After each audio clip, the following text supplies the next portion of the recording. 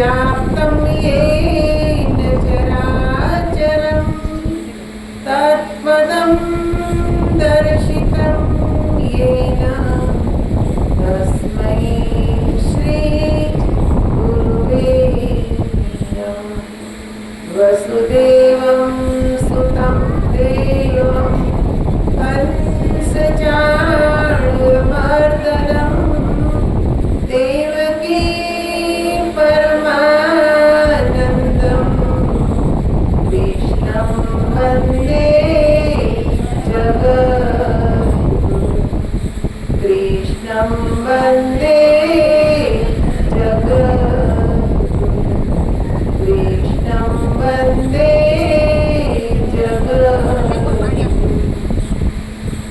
बोल श्री सद्गुरुदेव महाराज की, जगत जननी श्री माता जी की, हृदय सम्राट श्री भोले जी महाराज की, परमाराध्य श्री मंगला माता जी की, सनातन धर्म की, वृंदावन बिहारी लाल की, सियावर रामचंद्र भगवान, उमापति महादेव की।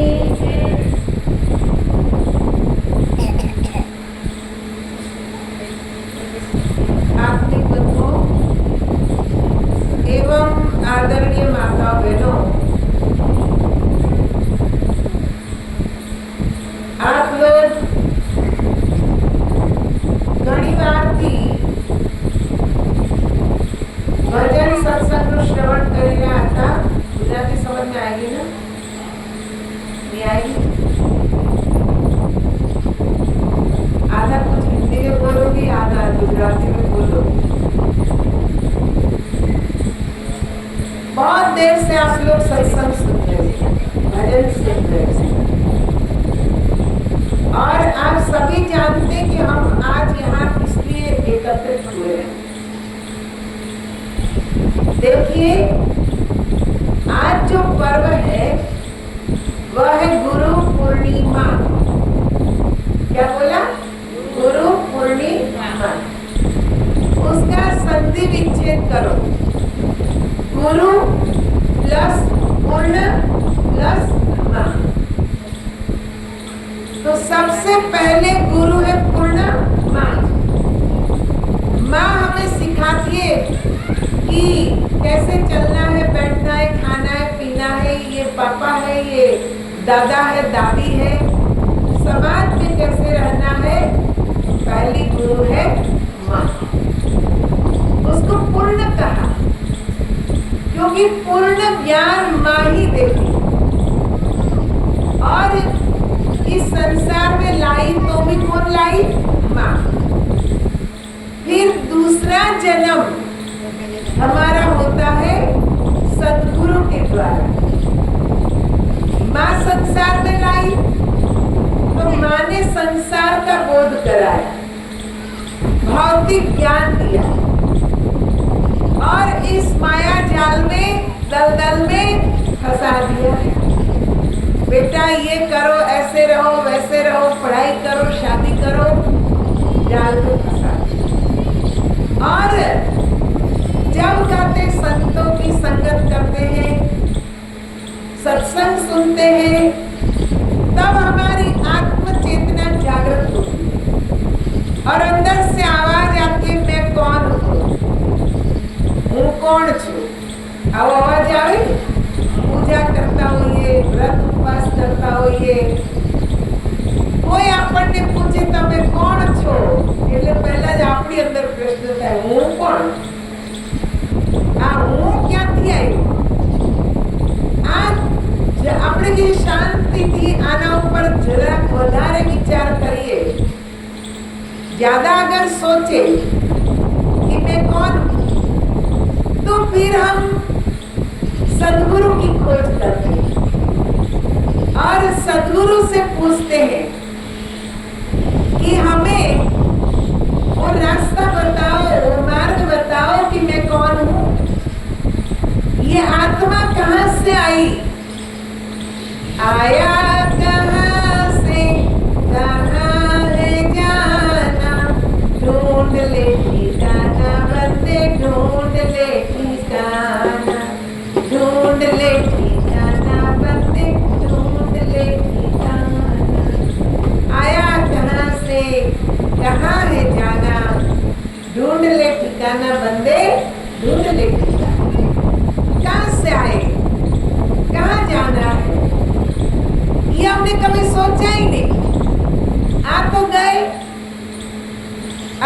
देखो दो भाई बहन होंगे, भैया बड़ा होगा तो माँ को कहता है मुझे बहन ला दो, तो मम्मी क्या कहती है, हॉस्पिटल जाऊंगी तो बहन ले आऊंगी, है ना। तो हम लोग यही सोचते तो हम तो हॉस्पिटल से आए, ये हमारी असली पहचान नहीं है कि हम हॉस्पिटल से आए।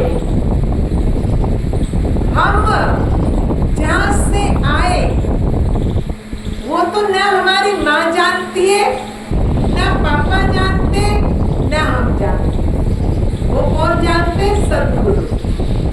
सद्गुरु बताते कि हम कहां से आए और इस संसार में आने का प्रयोजन क्या है, क्यों आए, क्यों आए हम। ये बात अगर मन में घूमती रहेगी, क्यों आए, कहां से आए, तो भाई हमारी रातों की नींद उड़ जाएगी, क्योंकि प्रश्न चलता रहेगा। मैं अपनी बात बताऊं, बचपन से मैं मेरे पापा के साथ ही जाती थी सत्संग। आज मैं उनको बोलती हूँ कि बोलो पर ज्ञान तो उनके द्वारा ही हुआ है, गुरु की खोज उन्होंने की है। हमें तो बहुत तैयार माल मिला है, ठोकरें उन्होंने खाई और गुरु ढूंढे और हमें मिल गया।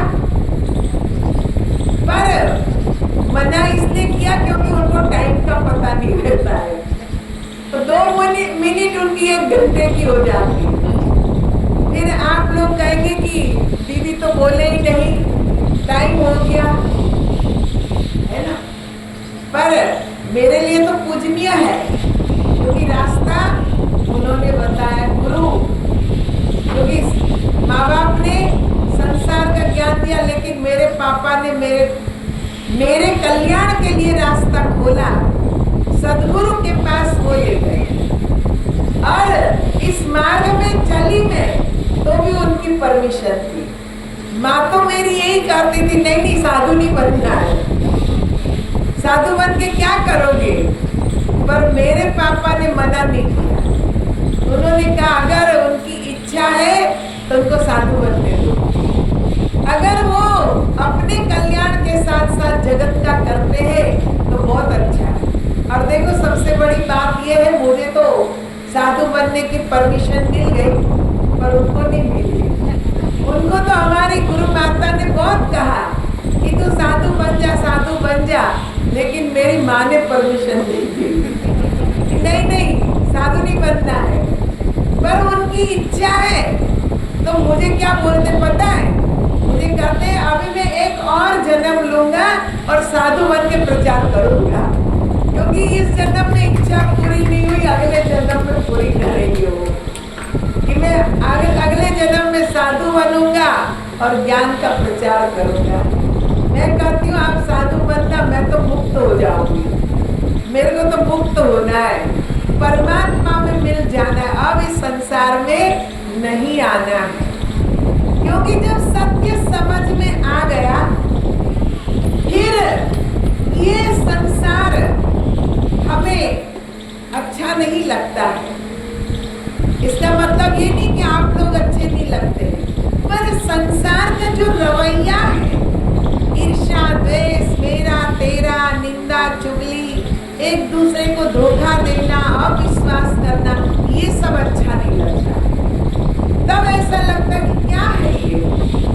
जब परमात्मा ने इतना सुंदर जीवन दिया तो इस जीवन को हम सफल बनाए, हम प्रभु के मार्ग में लग जाए, उनके गुणगान गाए, तब तो ये संसार बहुत अच्छा है, क्योंकि यहीं से सब कुछ मिलना है। पर तब हमारे अंदर जो सकारात्मक विचार है और सामने से सकारात्मक ऊर्जा मिलती है, तब तो ये संसार अच्छा लगता है। इन्हीं लोग बहुत अच्छे हैं, सब भक्ति मार्ग में लगे हैं।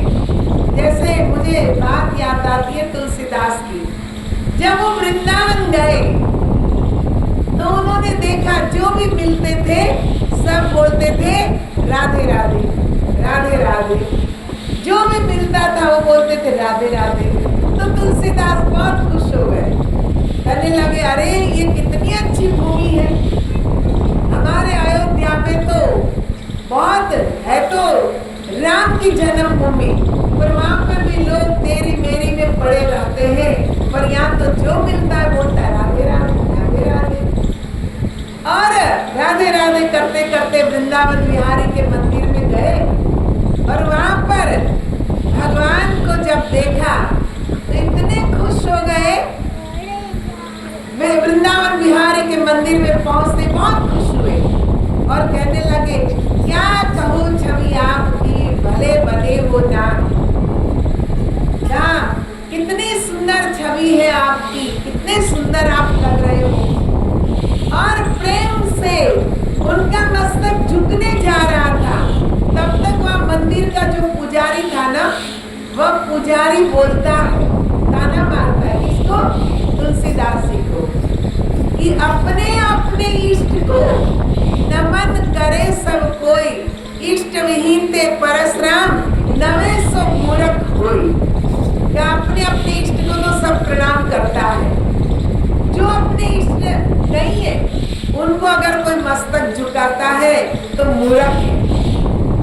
तुलसीदास का मस्तक ऐसे सीधा हो गया, अरे मैं तो सोच रहा था कितनी अच्छी भूमि, सब राधे राधे कर रहे और यहाँ तो किसी को कोई बैर नहीं, राधा राधा जपते आंख ढाक और कह, तुलसी यहाँ ब्रज भूमि में कहाँ राम से बैर, क्या यहाँ तो किसी को किसी से कोई बैर नहीं, सब राधा राधा कर रहे, क्योंकि वह परम भक्त थे। तुलसीदास के अंदर राम और कृष्ण में, सीता और राधा में कोई भेद नहीं था, क्योंकि वो एक तत्व को जानते थे, इसलिए वह बहुत खुश हो रहे थे। पर मंदिर का जो पंडित था, वो पंडित खुद कह रहा अपने अपने इष्ट को नमन करे सब कोई, क्या अपने अपने इष्ट को नमन करना चाहिए।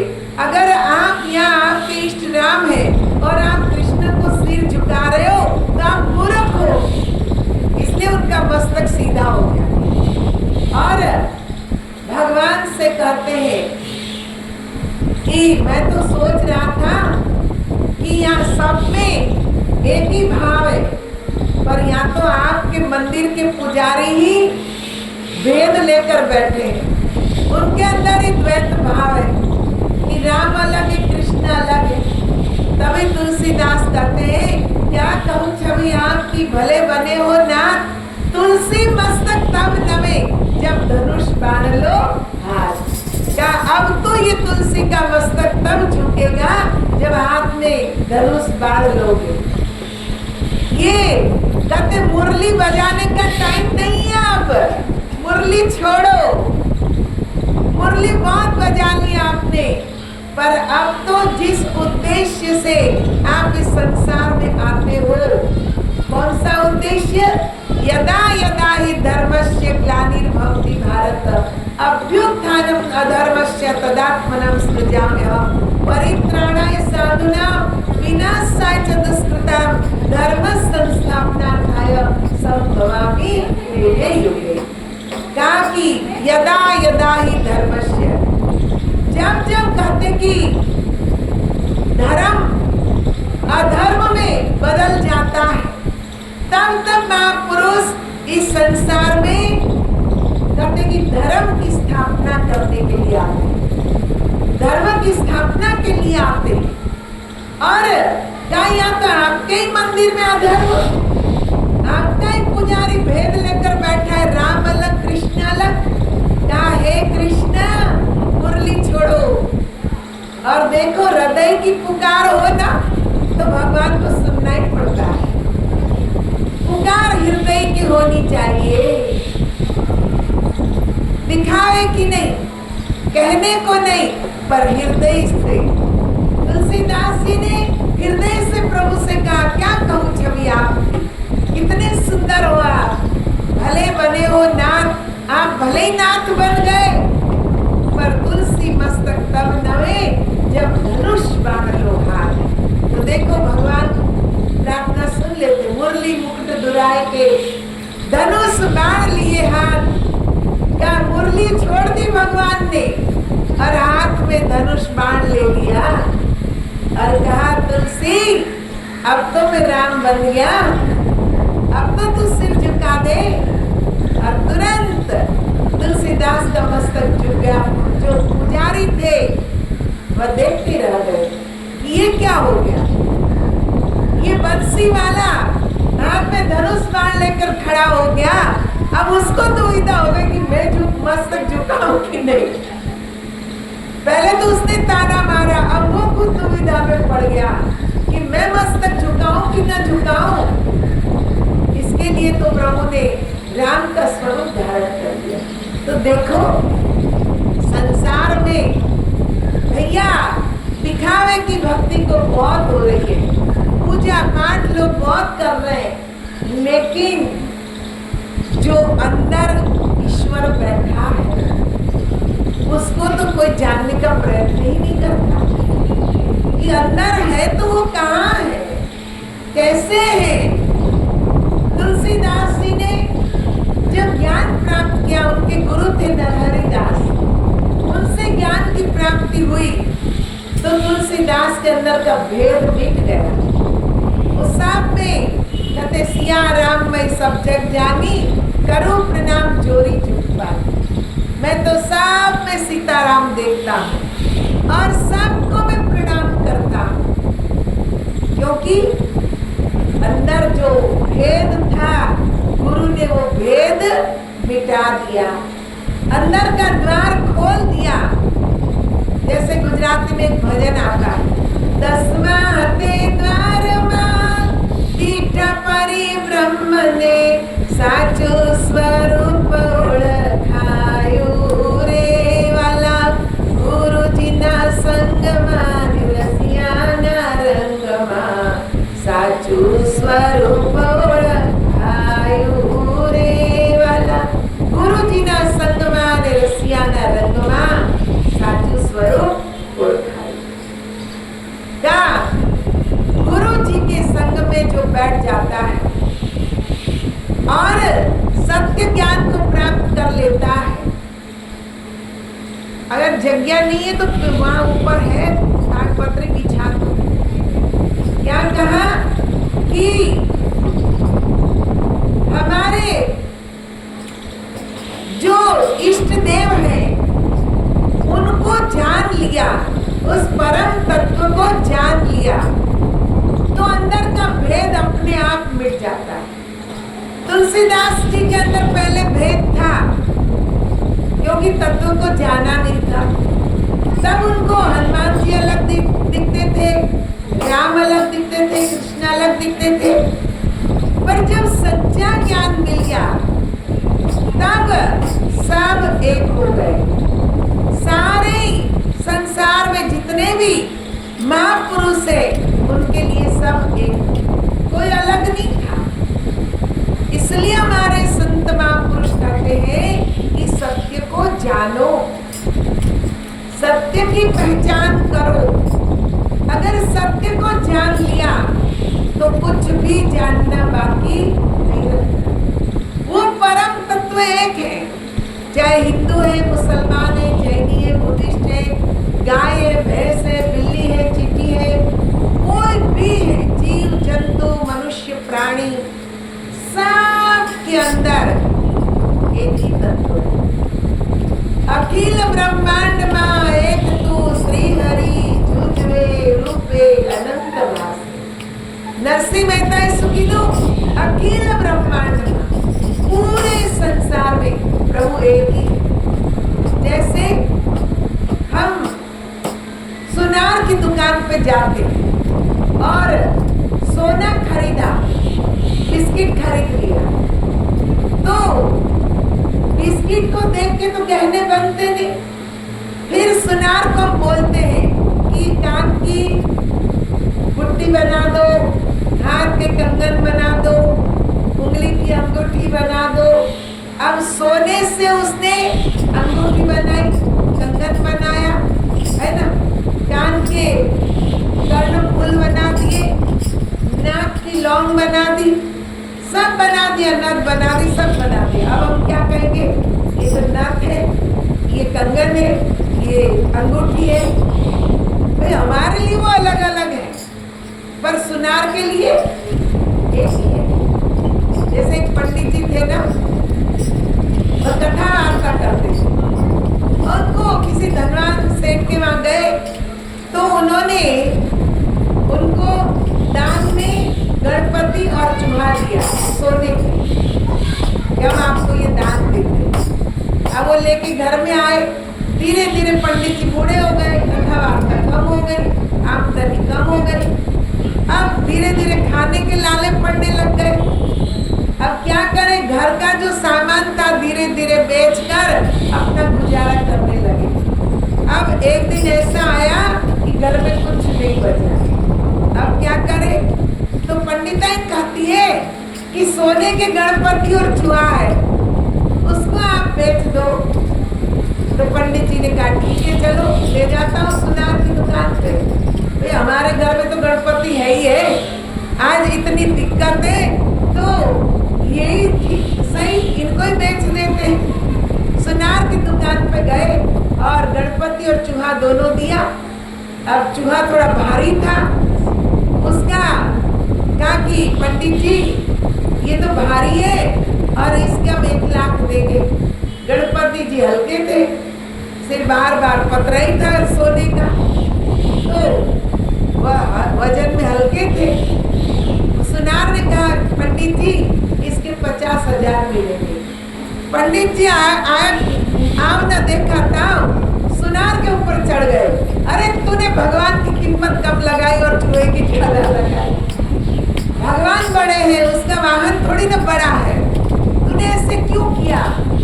वो सुनार कहता है पंडित जी तुम्हारे लिए चूहा और गणपति है, पर मेरे लिए तो ये सोना है। भाई सोना वजन में जो भारी है उसका ज्यादा दाम मिलेगा और जो कम है उसका कम मिलेगा।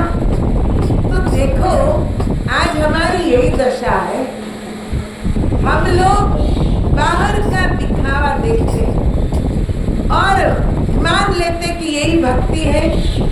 भाई तेरे भगवान बड़े मेरे छोटे, तेरे में 8 कला मेरे में 64 कला, और उसमें लड़ाई है ना।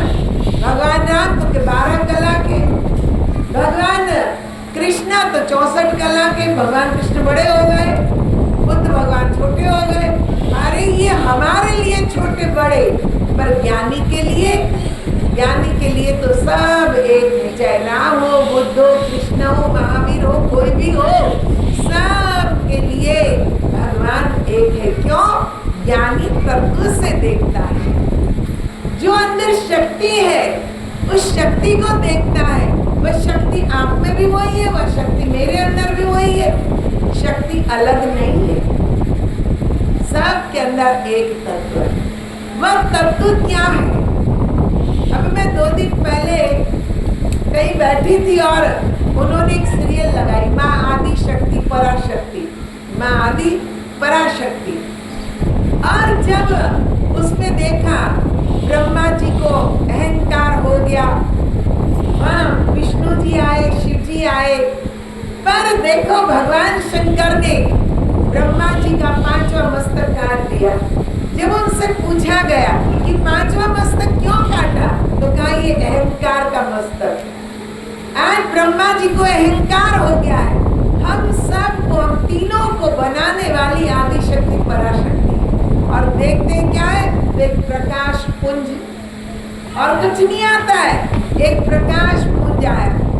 जब समझ में नहीं आया तो पूछते भगवान भोलेनाथ कि आप कौन हो, प्रकट हो जाओ, प्रकाश ही प्रकाश दिख रहा है। तो कहने का तात्पर्य यह है कि आप और हम नहीं थे, ब्रह्मा विष्णु महेश नहीं थे, तब भी कोई शक्ति थी। वो क्या शक्ति थी? प्रकाश।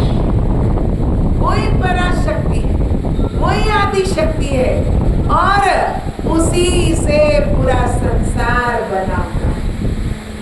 वह शक्ति भगवान शिव के साथ रही, तो भगवान जब शक्ति जाने लगी तो भगवान शिव क्या कहते, अभी तो मैं शिव हूँ, पर आप चली जाओगी, शक्ति चली जाए तो मैं शव हूं। और वह बिल्कुल निष्क्रिय बन गए।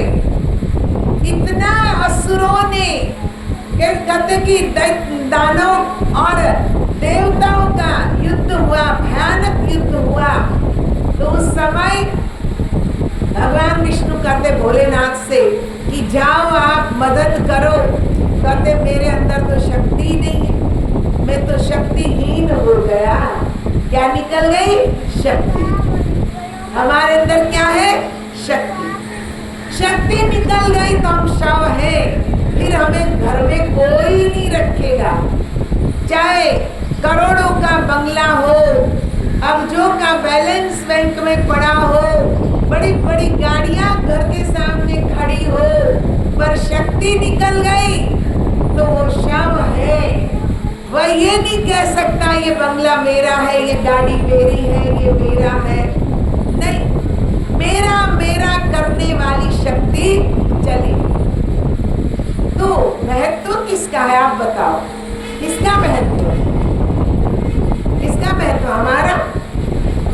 किसका महत्व? शक्ति का। और वह शक्ति क्या है? प्रकाश।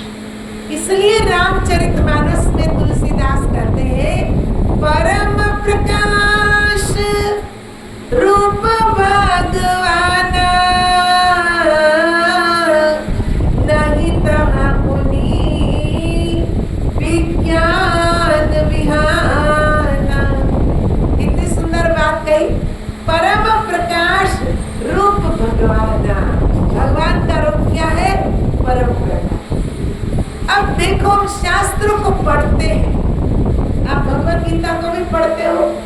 भगवत गीता में अर्जुन पूछता है प्रभु आपका स्वरूप क्या है, आपका धाम कहाँ पर है? तो भगवान क्या कहते हैं? न तद्भासयते सूर्यो न शशांको न पावक यत् गत्वा न निवर्तन्ते तद्धाम परम मम। भगवान ने ये नहीं कहा कि मेरा धाम गोकुल में है, द्वारिका में है, वृंदावन में है, रामेश्वरम में है, बद्रीनाथ में है, केदारनाथ में है। नहीं कहा। क्या कहा? कि मेरा वो धाम है जहाँ सूर्य चंद्र अग्नि का प्रकाश नहीं पहुंचता। वहां मैं स्वयं प्रकाशित हूँ। क्या कहा? मैं स्वयं प्रकाशित हूँ। भगवान प्रकाश स्वरूप है। और आप सोचो कि हमारे अंदर भी वही प्रकाश है। साइंटिस्टों ने प्रयोग किया कि जब आदमी मरता है तो उसमें से जाता क्या है? एक कांच की पेटी बन रहा है, बॉक्स बन रहा है कांच का।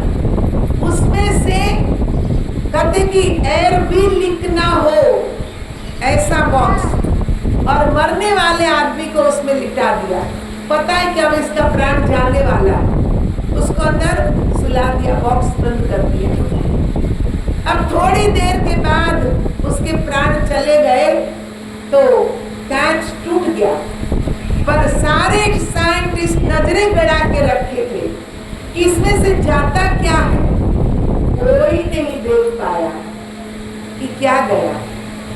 वो पेटी का शीशा टूट गया, उसमें से वो शक्ति निकल गई, पर जहाँ इतने सारे वैज्ञानिक कैमरा लेकर खड़े थे वो नहीं देख पाए कि इसमें से गया क्या। सोचो जरा, वो इतनी सूक्ष्म शक्ति है कि इन आंखों से नहीं देख सकते। इसलिए भगवान कृष्ण कहते हैं गीता में न तू मां सबके से दृष्टु मलिनेव स्वचक्षा दिव्यं ददामि ते चक्षु पश्यते योगेश्वरम। भगवान ने कहा हे अर्जुन, तू मुझे देखना चाहता है तो मैं तुझे दिव्य चक्षु देता हूँ। नहीं तो कह सकते थे मैं तेरे सामने खड़ा हूँ, देख ले, कह सकते थे ना। वो तो उन्होंने कहा जो तू देख रहा है ये तो मेरा लौकिक शरीर है, इसने जन्म लिया, इसका कहते कि अंत भी होना है, इसकी मृत्यु भी होनी है, परंतु मेरा जो अजन्मा स्वरूप है, जिसका कभी जन्म नहीं होता, जिसकी कभी मृत्यु नहीं होती, उस स्वरूप को है अर्जुन, तू इस आंख से, ये चर्म चक्षु से तू देख नहीं सकता। उसके लिए मैं तीसरा नेत्र देता हूँ, दिव्य चक्षु देता हूँ। और ये बात सारे शास्त्रों में, शिव पुराण पढ़ो तो उसमें भी आता है, शिव नेत्र के द्वारा भगवान के पारब्रह्म स्वरूप को आप देख सकते हो, शिव नेत्र के द्वारा। ये नेत्र नहीं, शिव नेत्र। शिव नेत्र कहाँ है? हमारे दोनों भवन के बीच में, पर हम सबका बंद है। खुलेगा कब? जब गुरु मिले। गुरु के बिना वो नेत्र नहीं खुल सकता। चाहे कितने प्रयत्न कर ले, पर गुरु के बिना वो नेत्र खुलेगा नहीं। और जिस दिन वो नेत्र गुरु के माध्यम से खुल गया, फिर आप जहाँ बैठो, जहाँ चाहो, वहाँ प्रभु के दर्शन आप कर सकते हो। फिर कहीं पे भी जाने की जरूरत नहीं। तभी तो कहते कि गुरु रैदास, मीरा के गुरु कहते 68 तीरथ गुरु जी ने चरणे, गंगा यमुना लीला। क्या 68 तीरथ मेरे गुरु के चरणों में है, कहीं जाने की जरूरत नहीं। हमारी एक साध्वी दीदी है, मैंने उनसे कहा दीदी चलो कैलाश चलते हैं।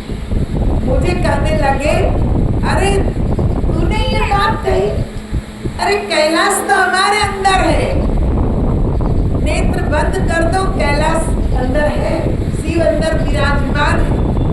बाहर कैलाश जाओगे तो पैसा भी चाहिए, समय भी चाहिए, स्वास्थ्य भी अच्छा चाहिए।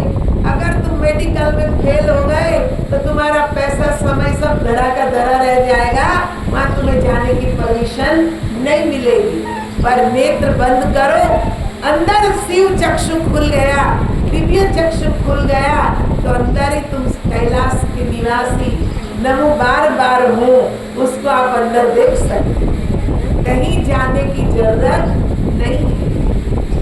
तो सज्जनों, ये गुरु पूर्णिमा हमें ये इशारा करती है, पूर्ण गुरु के पास जाओ, आधे अधूरे नहीं, कंठी माला देने वाले नहीं।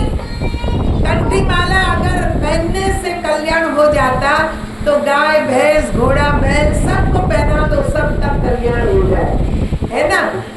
पर कंठी माला पहनने से कल्याण नहीं होता।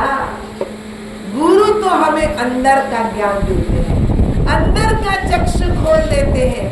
और जब अंदर का चक्षु खुल गया, फिर आप जब चाहो तब उस शिव के दर्शन कर सकते हो, उस कृष्ण के दर्शन कर सकते हो, क्योंकि वो आपके ही अंदर है।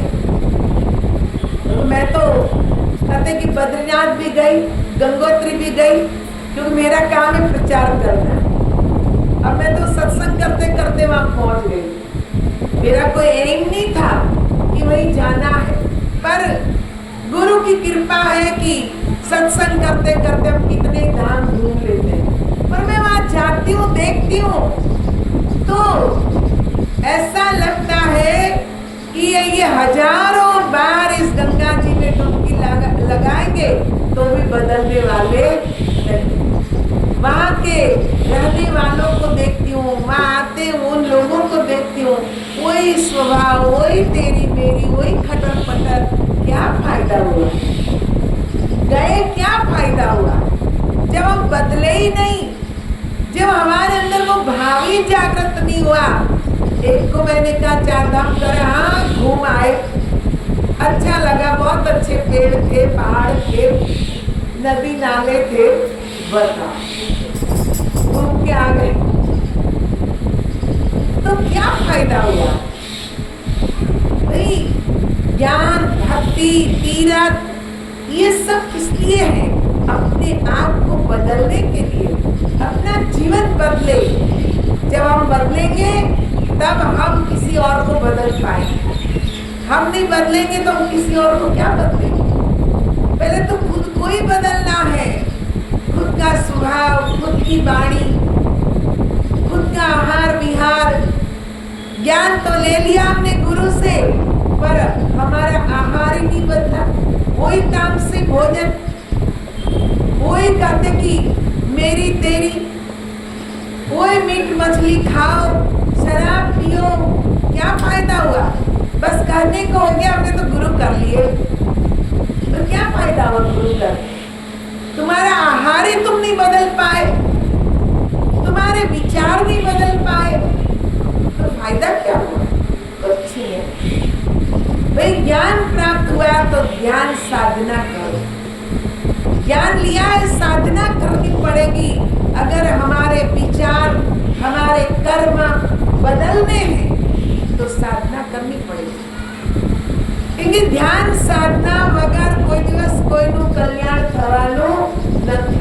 આપણે કે ગુરુ કરી લીધા એટલે હવે આપણા માટે સ્વર્ગની સીડી મુકાઈ ગઈ? નહીં, એ બ્રહ્મા તો રહેતા જ નહીં। અરે ગુરુએ તમને રસ્તો બતાવ્યો। ध्यान साधना कर्म तो तमारे ज करवानुं। भगवान कृष्णे चोख्खा शब्दों में कही दीधुं, अर्जुन तारा रथनो सारथी हूँ छुं, तारो रथ हूँ चलाऊं, पण युद्ध तो तारे ज करवानुं, हूँ काई युद्ध करवानो नथी। एम गुरु छे ने ई आपणा जीवन रथना सारथी छे। आपणो जीवन रथ चलावे पण युद्ध तो आपणे ज करवानुं छे। संसाરમાં રહીને ભક્તિ આપણે જ કરવાની। આપણી સ્થિતિ કેવી ખબર છે? એક ભાઈ હતા ને, એની ઘોડી લઈને પરગામ જઈ રહ્યા હતા, બીજે ગામ। હવે ઘોડી થઈ તરસી, રસ્તામાં આવે વાડી, ત્યાં મશીન ચાલે પાણીનું, એટલે આ દરબારને એમ થયું કે લાવ ત્યાં જઈને પાણી પાઈ દો, ઘોડી તરસી થઈ છે। ત્યાં ગયા, ઓલું મશીન ચાલે ને એટલે મશીનનો ખટખટ ખટખટ ખટખટ અવાજ આવે। જેવો ખટખટ ખટખટ અવાજ આવે એટલે ઘોડી ભડકીને ભાગે। કેમ કે થાળામાં પાણી પડે પણ થાળું બાંધેલું નહીં, એટલે પાણી સીધું નીક દ્વારા ખેતરમાં વયું જાય, પાણી ટકે નહીં। એટલે ઓલા પટેલને કીધું, અરે પટેલ આ ખટર પટર બંધ કરો। એટલે એણે કહ્યું મશીન બંધ। મશીન બંધ થઈ ગયું, પાણી બંધ। પાણી રોકાવાની જગ્યા તો હતી નહીં, એટલે પાણી થાળામાં રહ્યું જ નહીં, ઘોડી મૂકી દે। એટલે ઓલા ભાઈએ કીધું કે એલા ભાઈ તું ખટર ખટર બંધ કરને, પાણી આવવા દે। એ કે એમ નહીં થાય, તમારે જો પાણી પાવું હોય તો ખટર ખટર માં પાઈ દો, નહીં તો તમારી ઘોડી તરસી જ રહેશે। શું ખટર ખટર માં જ પાણી પાઈ દો। આપણે એમ કહી કે આ બધી સંસારની બધી ખટપટ મટી જાય ને પછી જ ભક્તિ કરશું, પણ થવાની જ। લાકડા ભેગા થાય ત્યાં સુધી ખટર પટર મટવાની નથી, આ તો રહેવાની જ। બધાય સંસારના કામ આવવાના જ ને આમાં જ આ ખટપટમાં જ પાણી પીવાનું છે। ભગવાનના નામનું સ્મરણ આમાં જ કરવાનું છે। ખટર પટર બંધ થાય પછી આપણે ભક્તિ કરીએ એ સંભવ નથી। એટલે બહાનું કરવાનું છોડો કે અમારે તો કેટલા કામ, કામે જવાનું, છોકરા મોટા કરવાના, વરાવાના, પરણાવાના, એમાં આપણે પૂરા થઈ જશે, પછી ક્યારે કરશો? પછી આપણે કરી શકવાના નથી। અત્યારે જે કરવું છે અત્યારે જ કરી લેવાનું છે, પછી કઈ થશે નહીં। બાના બધાય છોડી ને પ્રભુને ભજવા કઈ રીતે એ માર્ગ ગુરુ પાસેથી જાણ્યો છે તો સાધના કરવા બેસી। આજે સવારે જ અમેરિકાથી એક બેનનો ફોન આવ્યો, મેં કીધું ધ્યાન કરો ને? એ કે હું કરું, આ કમર એવી દુખવા આવી છે, બેસાતું જ નથી। તો મેં કીધું ઉતા ઉતા કરો, પણ કરો તો ખરા। ઉતાઈ થાય એવું નથી, ન થાય। ઉઠત બેઠત સોવત જાગત નામ, કહે નાનક સદ ભય દીપકે કામ। ઉઠતા બેસતા સૂતા જાગતા નિરંતર પ્રભુનું નામ લઈ શકાય। આપણે જો લેવું હોય તો, નથી લેવું તો હજાર બહાના છે। પેટ ભરન को बड़ा होशियार, हरि के भजन को बहाने हजार, कैसे मुँह दिखाओगे भगवान को, कैसे मुँह दिखाओगे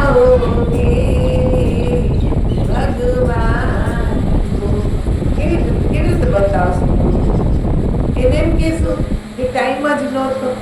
ખાવાનો બહુ ટાઈમ મળ્યો, ફરવાનો બહુ ટાઈમ મળ્યો, જ્યાં ત્યાં જવાનો ટાઈમ મળ્યો, ભજન કરવાનો તો મળ્યો.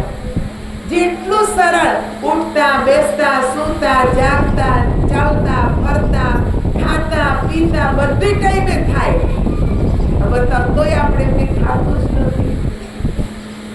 કેટલા બહાના કરીએ પછી ભગવાનને આપણું સાંભળવાના નથી.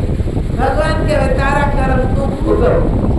મેં તો તને જગાડવા પહેલા તો તારા ઉપર કૃપા કરી આ માનવ જીવન. ભગવાનની 4 કૃપા. માનવ શરીર આપ્યું, બીજી કે જે વેદ શાસ્ત્રોની કૃપા, સાચું શું ખોટું શું એ આપણને શાસ્ત્ર બતાવે. ત્રીજી ગુરુની કૃપા, શાસ્ત્ર પ્રમાણે આપણને જ્ઞાન આપે. પછી ચોથી કૃપા તો આપણી હોવી જોઈએ. પછી એ આપણે નથી કરવું તો આપણું કલ્યાણ ક્યાં થવાનું? ગુરુ પૂર્ણિમા કહે કે સદગુરુ શરણે જાઓ, આત્મજ્ઞાન પ્રાપ્ત કરો ને જીવનને સફળ બનાવો. જાણ્યું છે તો ખૂબ ભજન કરો, નથી જાણ્યું તો જઈને પ્રાર્થના કરો કે અમને જ્ઞાન આપો, અમને રસ્તો બતાવો.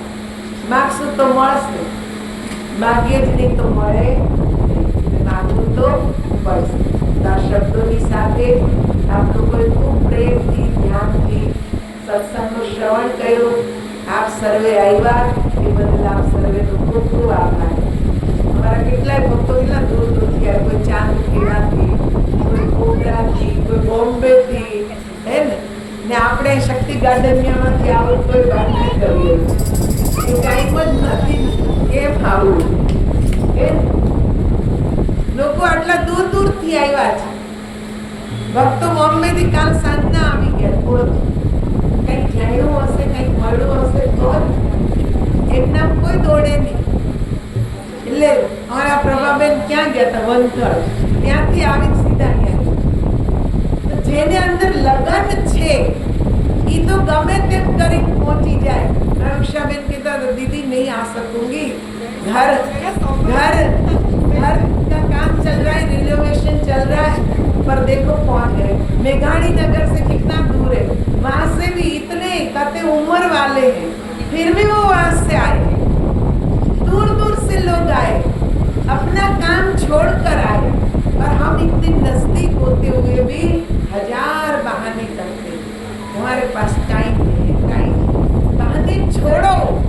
अगर जीवन में शांति चाहिए, अगर आप चाहते हो कि हमें सुख मिले, शांति मिले, आनंद मिले, तो सद्गुरु के पास जाओ, संतों के पास जाओ, बैठो, उनसे वार्तालाप करो, सत्संग करो, पूछोगे तो मिलेगा.